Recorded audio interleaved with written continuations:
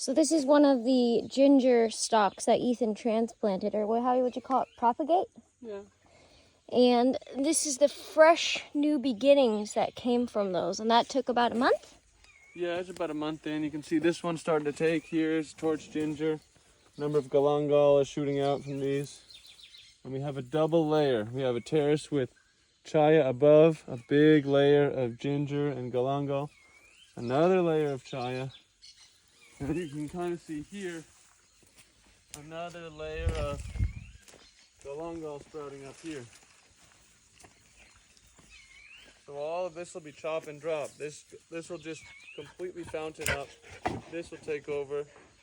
We'll be chopping and probably further dividing both of these. But just basically laying down all the organic matter onto the ground to build more soil, to build more till. To help, the main purpose of the terraces is in the dry season, the water will retain into each layer so the plants can survive better during the dry season. The droughts, yeah. So we'll have a lot of organic matter topping the most till rich soils, where the predominant roots will be growing from these fruit trees. So you can see you have a little jackfruit here, some cacao, some avocado, various other papayas and other fruit trees around. Well, these are edible. They have medicinal roots. They have edible shoots. They're really good medicine. There's like a galangal for soups and things. Their main purpose will be to keep dividing, to keep growing out in these terraces, and then just chopping and creating mulch. So they'll create this big, thick, very humid cover. And then when it's coming the dry season, we'll chop all those big leaves down and just lay them down on the ground to protect and cover the earth. And then to give also this opening to all of these small fruit trees. As these fruit trees get bigger, they'll have, if we just let these cover them, they'll get in competition. But if we chop a whole lot of material and lay it down on the ground, the fruit trees will just explode with growth and then really take over and form the canopy that we need. They're still small. This avocado is only like 6 feet tall, and these cacao are only about 4 feet tall. It'll take until they get another 2 years of growth when they start producing. So these are about 3 years old? Maybe 2.5 years this, yeah. Okay. And maybe 2 years this. And how old is the dog? About 4.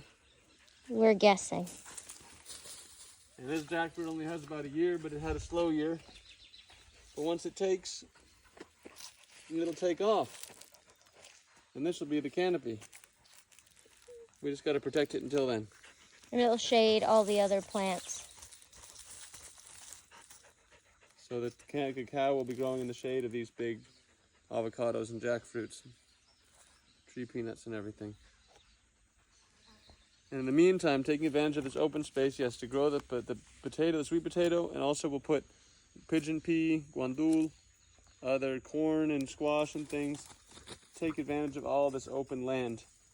Another point of these is to have roots that establish and cycle all of the nutrients, and instead of just weed whacking or macheting or clearing and trying to have you have a pretty clear ground, which is sad for me right now. I want to have it completely full of organic matter so that we can be shading the soil, having productive potential from all this sunlight that comes down, growing more roots, growing more greens.